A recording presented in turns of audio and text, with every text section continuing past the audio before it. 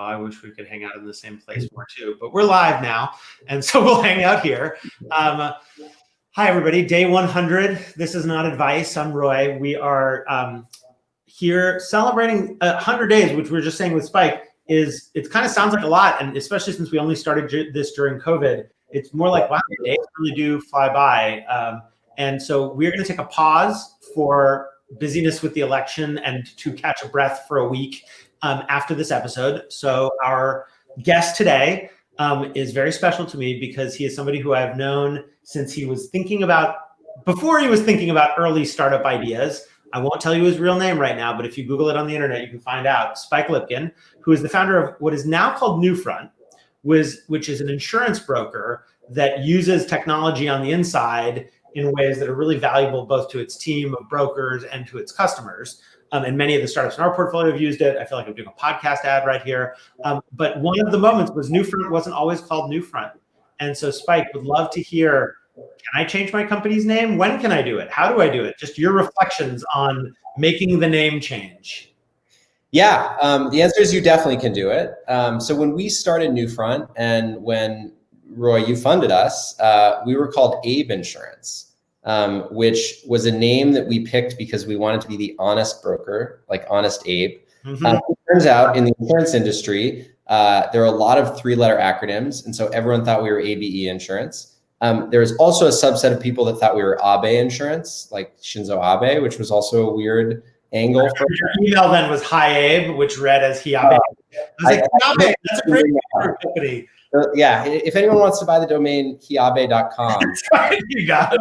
We'll pay you to take it. So it got vexing and annoying. Yeah, so it got vexing and annoying. And I think more broadly, the product we sell and we offer is a product that's just business critical. And we didn't find a lot of product market fit with our clients or our brokers wanting to work at a personified brand. Just felt too cute. Felt too cute. We basically got, universally negative feedback from our customers, universally negative feedback from our brokers. We knew we needed to make a name change. Sorry, can I ask you before you get to the no, you needed to make a name change? That's still hard, right? Like you've invested in this thing, you've pitched this thing. What was the moment where it accumulated enough? Because everybody's going to hear negative feedback. I mean, Jesus, there's people who start a company called WhatsApp. It's like people hear negative feedback, but then sometimes they stick and sometimes they don't. So what was okay, this is enough. We really should make a change.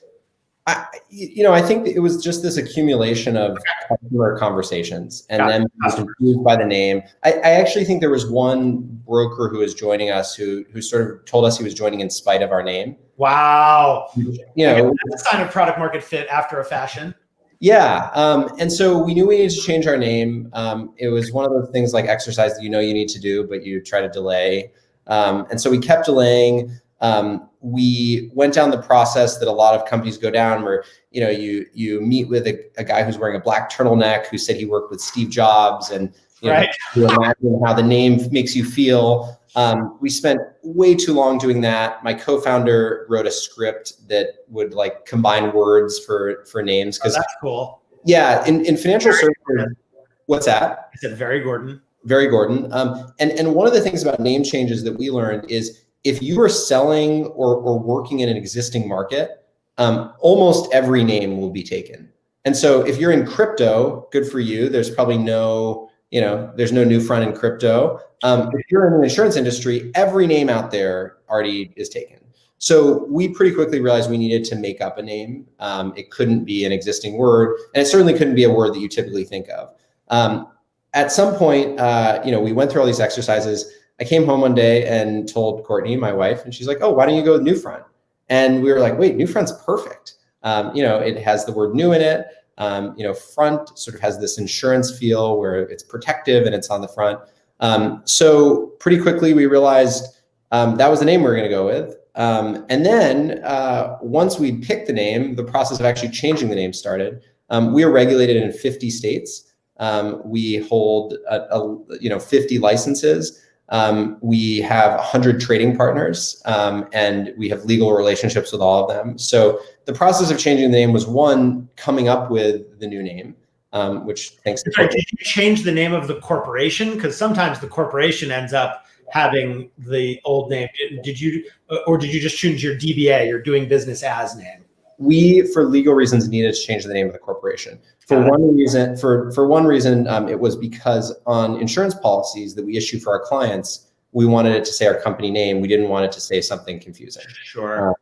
So our law firm gave us a really helpful checklist. If anyone wants to email me, I can send you this checklist. And we could post it to the internet. Yeah, I'll send it to you. Like a 2-page checklist of like everything one could think of around changing names. Where were some of the ones that stuck out at you as like, I never would have thought of that? A lot of things around payroll that I would not have thought of for names, particularly if you have employees in multiple states. Oh yeah. We didn't have ongoing litigation, but if you're in a lawsuit, you have to notify the courts. Sure. So a lot of stuff like that. For us, it was a ton of notifying our insurance partners and then updating their contracts, and every one of them had a different process for updating the contract. And then there was a whole roadmap around how to update our platform because we had a complex product with our name written all over it. And so, all in, it probably took us 6 months. And then you unveiled all at once at the end of it. Yeah, 6 months of sort of lead up. And then, after that, there was probably another 6 months of unwinding our name. People saying Abe and you being like, no, we're not called that anymore. Now our name is, Yi, or the symbol formerly known as Abe. Yeah. One regret is that we couldn't secure the newfront.com domain when we changed our name. So we had Newfront Insurance. We knew we needed newfront.com. We ended up buying it from someone. It probably would have been easier if we bought it earlier on. Yeah. Yeah. So but that sounds like a schlep and one that builds value in the company for the long term. Many great companies, of course, change their name along the way. One of my favorite examples is Twitch, where we were at my old company a business partner to them as they went through the name change, and it was harrowing. Like I remember all the stuff they did. I don't know if it felt harrowing to them, but there was a lot. But thank you for giving other founders the confidence for it. Anything else you want to add before we wrap? No, if you want to change your name and you want advice, feel free to email me. But I think I've shared. And if you want Yabe, it is available at a. Yabe is available. We'd be happy to pay you to take it. I'm not going to say whenever we need to say goodbye to each other, I'll just say Yabe. Yabe, yeah, it's an expression. Right. Well, thank you, Spike. This might be the first time I've had literal family do this, and that's really nice. And congrats on everything, and to be continued. Thanks for having me, Roy. Thanks, man. All right, everybody. We'll be back in a week. If you have questions for us between now and then, let us know. Taking a deep breath. I don't know, defending democracy and such.